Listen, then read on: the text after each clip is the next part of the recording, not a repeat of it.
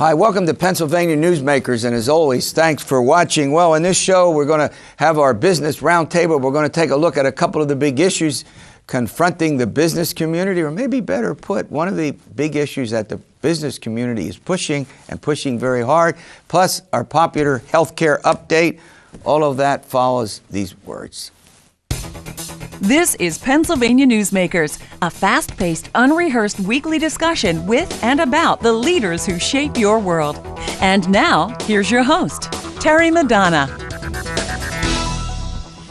Hi, well, thanks for watching. As always, well, we're going to have our little business roundtable. Gene Barr is here. He's the president and CEO of the Pennsylvania Chamber of Business and Industry. And Dave Taylor, he's the executive director of the Pennsylvania Manufacturers Association.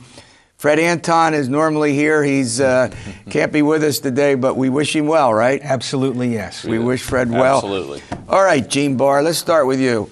One of the primary goals of the Corbett administration after getting transportation through has been liquor privatization. It looks like it starts, it stops, it starts, it stops. It's a plan, as you know, there's a plan to pass the House that would completely privatize it. Right.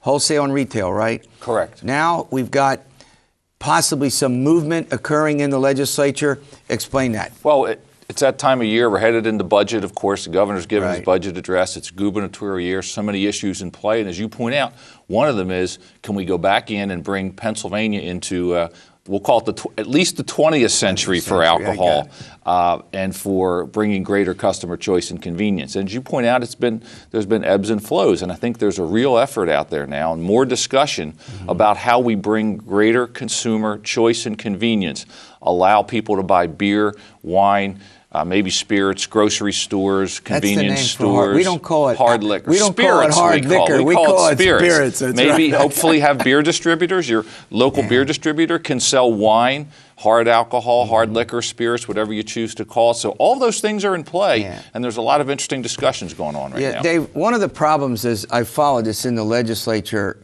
over the last couple of years has been the concern that about 1,200 beer distributors. These are sort of mom and pop operations, but they're, important to, they've got some concerns about that. They've been concerned if you extend the sale of, cases into large or other quantities into the big box stores, that would hurt. Is that part of the mix resolving that problem, do you think? That's part of the progress that's being made, is that there's a new plan that's being discussed by the stakeholders, including a very large group of beer distributors. For those beer distributors who want to have a more dynamic business model, but also for the beer distributors who want to make sure that their investment is protected and that they have a way out if we move into a greater era of competition. But Terry, the thing is, for the viewers at home who are watching this on a color television set, that the monopoly actually predates color TV. That people want reform. It's long overdue, and the time is now. Goes back to the Depression, to the Prohibition years, right? Yeah. Let's go back for a minute, because I think Dave brings up a really interesting point. We've had this system for a really long time. People want greater customer choice and convenience, but there are two groups that we need to be careful of. The people who work at our existing state store system, we need to do as much as we can conceivably for them. And on the other hand, we have people who've played within the rules, private sector people, beer distributors, who we need to look at. And as Dave points out, there are plans to bring them into this as well. But we can't go to the point where we say we can never change the system we have. Right. We've got to move forward. We have to be cognizant of what we do with those groups and others, but it really is the consumer that needs to be paramount in this. Now, this is pretty important, I think, that the House passed a bill now over a year ago, I think, or close to a year ago, calling for the complete privatization. That would be the wholesale part of it, bringing it into the state and then getting it out to the retail. And the state Senate has seemed, without getting into the weeds, has been a little more reluctant to do. Do you think the final passage will be a hybrid, Dave, something that might not be the complete privatization, but move, as Gene has been talking about, expanding some of the reach of into... I think if there's going to be a meaningful plan that it will have to privatize both it'll end the state monopoly on the wholesale and expand the retail. Without getting rid of the state monopoly on wholesale, you can't get competition on price, and I got it. that really renders the whole thing moot. So you agree with that? You're Oh, shaking absolutely. your You head. have to do wholesale and retail, because otherwise, and even if it's a phase out of Yeah. the state stores, if you keep, as Dave points out, if you keep the state in the wholesale business while they're in the retail business, who wants to compete against your own supplier? All right, now I'm going to, I'm going to put you on the spot. Sure. All right, I'm going to start with you. Give me the odds. What do you think? I think it happens. I think it happens because it's a very politically positive thing for the legislators, and I think that the advocates with this new plan that includes the beer distributors, I think it splits the atom. You agree? People want this. I think it's better than 50-50 at this point. We get something. It's still a moving target, what it is. You know, Dave and I have talked about what we think it ought to be. We have people from our membership who we believe can do a much better job in a more consumer-friendly system we can bring to Pennsylvania that almost every other state has. Okay. All right, when we come back, we're going to get into a pretty controversial issue. It's called Paycheck protection and some other aspects involving unions. We'll be back in a moment. This broadcast of Pennsylvania Newsmakers is presented by the Pennsylvania Chamber of Business and Industry, the statewide voice of business, and by the Pennsylvania Business Council Education Foundation, educating citizens and business leaders about important public policy issues and civic affairs.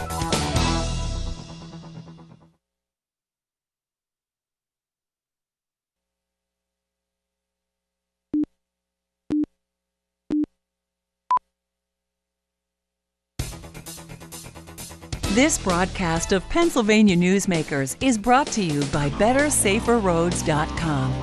To voice your support for safer highways and less traffic congestion, visit BetterSaferRoads.com.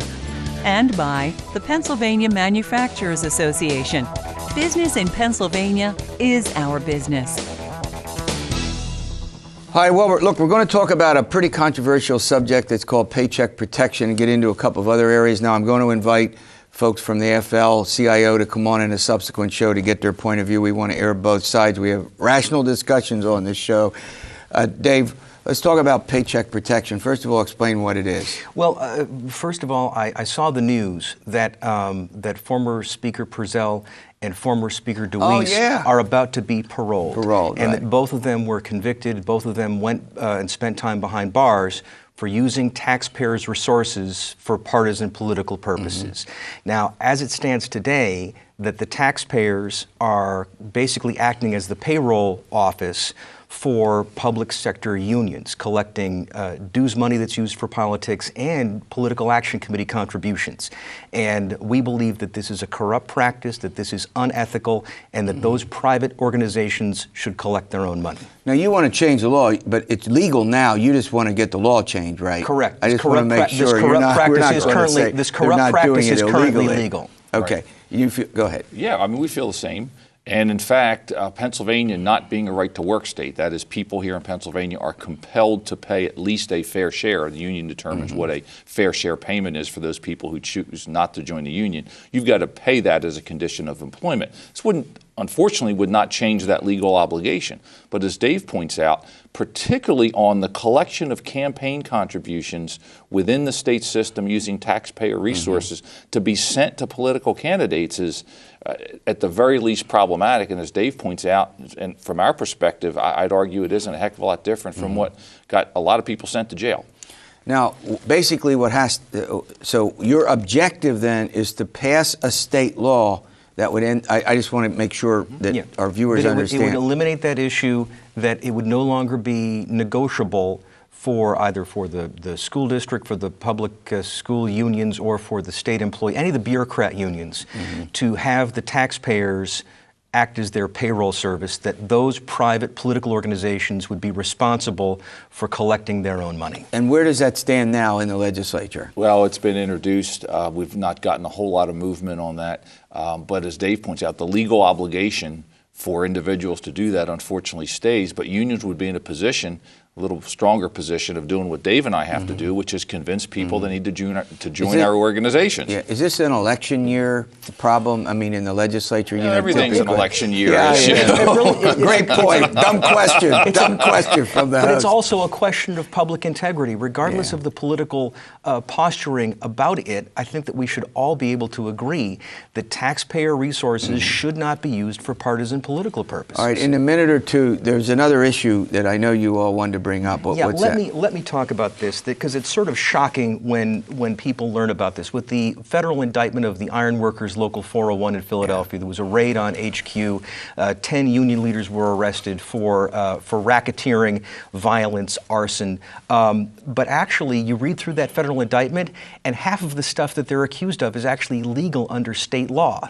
That this was the headline in last Thursday's Philadelphia Inquirer, that there's actually a carve-out in state law on laws against stalking, harassment, and making terroristic threats, that these things are illegal except if you are a party to a labor dispute, in which case those crimes are legal. It's shocking. Now, just so, I mean, obviously the indictment concerned, we're not going after rank and file everyday workers who, these were leaders, and the allegation at hand is that they literally destroyed, burned down the construction of a Quaker meeting house and that they in the suburban Philadelphia area. Workers with baseball bats outside of the Toys R Us at the King of Prussia Mall because they were merit shop workers instead of being union workers. But our point here is that the carve-out in state law leads to a climate of intimidation and harassment. It causes escalation. In any other context, Terry, if I would threaten to blow up your car or burn down your house or poison your dog, that would be a crime. But if we are in a labor dispute, I never even had any of my old students do that. Well, believe it or not, if we are in a labor dispute, that is not a crime, and it should be. Okay. Well, look, I want to thank both of you for coming on for the update. As I said, I'll see if I can get someone from the AFL-CIO I'd love to hear it. To come on, or one of the other unions to chat about that. All right. Dr. Stuart Shapiro is in the house. He's going to be on here to talk about a couple of very important healthcare issues after these words. This broadcast of Pennsylvania Newsmakers is brought to you by Pennsylvania Credit Union Association. Pennsylvania Credit Unions, where people are worth more than money. To find a credit union that is right for you, check out ibelong.org. And by the Energy Association of Pennsylvania, Pennsylvania's energy information source.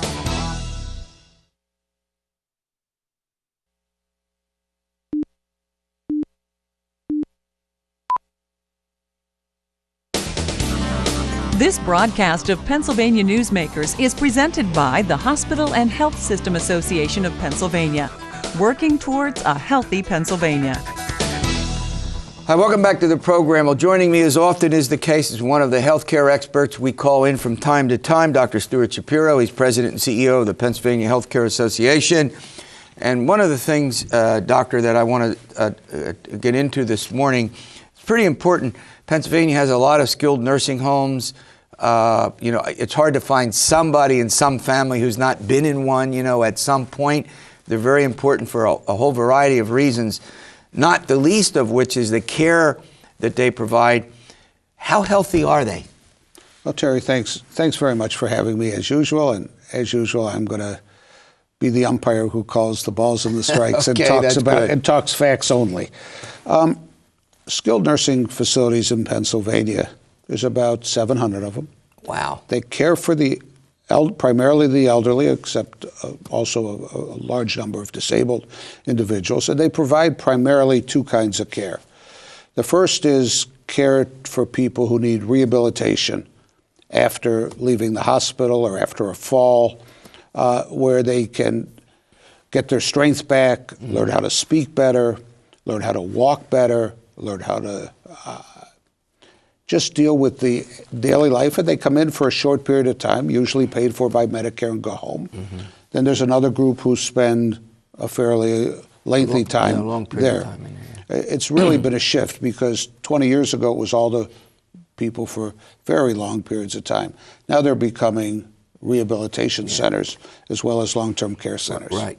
Okay, so what exactly is the fiscal problem? I know that with the funding, Medicaid, state funding, there's, I won't say controversy over it so much as it is just concern about the long-term fiscal viability. Great. First, let me talk a little bit about the state budget. The governor announced his budget last month, said, I'm going to make care for the elderly, whether it's at home or in a nursing home, a priority. And he gave small increases in the budget. And the nursing home industry and the home and community-based industry was grateful for that because those folks are providing, they're all providing good care. But when you look specifically at nursing homes, they are facing enormous economic challenges because the reimbursement under Medicaid and the reimbursement under Medicare are barely allowing them to stay in business. And that's not just me talking. There have been two recent studies, one done by a company in Washington, D.C. called Avalier, which is made up of ex-federal government officials who used to run the Congressional Budget Office and the Office of Management and Budget. And they came to the conclusion that Pennsylvania nursing homes, their margins are almost unsustainable going forward. And their profit margins, what they make at the end of the day. And it doesn't matter whether they're a for-profit facility or a non-profit facility. It's what's left at the end of the day. What's this about? And that chart there shows that the tall blue stack showed a margin of 3.2% in 2007. The next blue chart shows that it's dropped by 63% and is now... So for our viewers, the bottom line is they're barely sustaining their operations, and if things continue the way they are, some of these may go by the wayside. Absolutely. Is that possible? And the ones that are taking care of high Medicaid population, the more Medicaid people you have, they're having margins that are razor thin. And what's happening to all of these facilities is they can't invest in new technology. They can't invest in capital improvements. And most of all, they can't invest in their people. Yeah, I was going to say, you've got to have skilled personnel taking in a skilled nursing home, and right? you have to have consistent personnel. Yeah. And with the margins being so small and the Medicaid dollars not being there, the Medicare dollars drying up, what's happening is there's a high turnover because the folks that are doing most of the work are looking to make an extra 20 or 30 or 75 cents an hour. The margin isn't there to pay them, so the turnover is high, and that affects the quality of care. We're going to run. We're going to run to a break. The one thing I want to, when we get back into the next segment, I want to ask you is how endangered are nursing homes, in your judgment, based on what you've just said? Great. I mean, we have a huge senior citizen population. I think it's the third largest in the country. We'll be back in a moment. We'll take care of that subject in a moment. This broadcast of Pennsylvania Newsmakers is presented by Highmark Blue Shield, changing the way health plans work for business with a variety of plan options for employers and more choices for employees. Information is available at highmark.com. Have a greater hand in your company's health. And by the Pennsylvania Healthcare Association, the future of long-term care.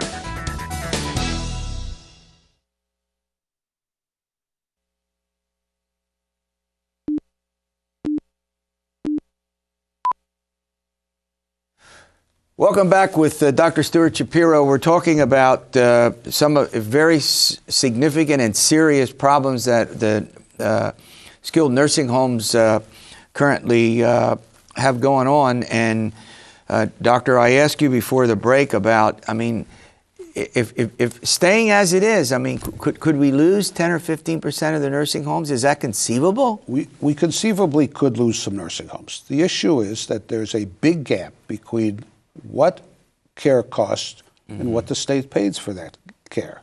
The governor in his budget proposed a small increase, but more is needed. So we're really saying to the legislature, you want to protect care for the frail elderly in nursing homes, you need to do two things. First is support the governor's small increase to cover some of the cost increases. And second, add a special fund, which the legislature added last year, that provides a small extra payment for those nursing homes that care for above average percentage of those on Medicaid. Last year, about $8 million was added. This year, we hope they'll add $16 million. But the best thing is, if the legislature adds $16 million, the federal government will kick in another $18 million. Yeah. And that'll really help those facilities that have tiny margins, have difficulty caring for any more people on Medicaid, which is forcing some nursing homes, and it's happening today, to say, I can't take another person on Medicaid. You know, on a related subject, having been through that with my own mother who went into, a skilled nursing home, first of all, it's a tough decision for a family to make. Absolutely. I mean, to keep a family member in a home, to put them in a nursing home, I mean, and it's gut-wrenching, let's be honest. It's not an easy thing to do. But then, when they go to a facility, that you want to be sure that they're getting the best care, and that's where this debate over the resources. It's the only place to get 24-hour, 24-hour care, 7 days a week, 365 days a year.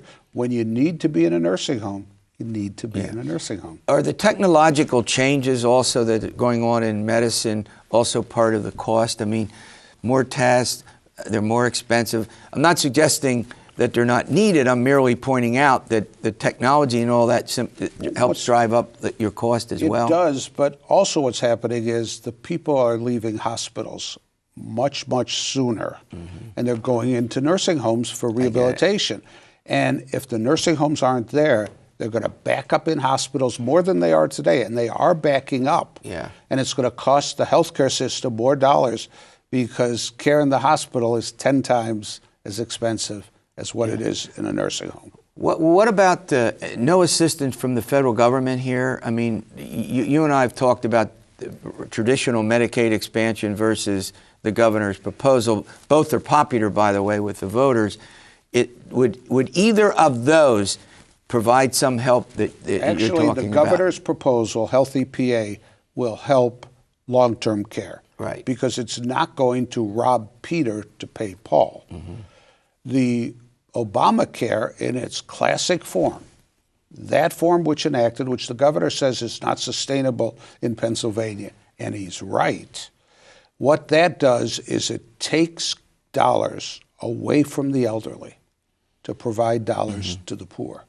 And I think that is really robbing Peter to pay Paul, and it's not something we should be doing in Pennsylvania. Yeah, we have about a minute left. I mean, I think the problem is when the governor submitted the Healthy PA plan, which is a plan that would allow individuals to take the subsidy and then go into the market and buy it, is that there's a work requirement in it that seems to be controversial. I think no other expansion plan has a requirement for work. Barring that, if it gets accepted, I mean, are you reasonable. optimistic? Look, everybody who's collecting workman's compensation today is required to search for a job. We'll see and that's reasonable. Yeah. We'll see if HHS, that's where that happens to be, Health and Human Services. Great. Thanks for coming in for the update. All right, we'll see you next week for another edition of Pennsylvania Newsmakers, and as always, stay well.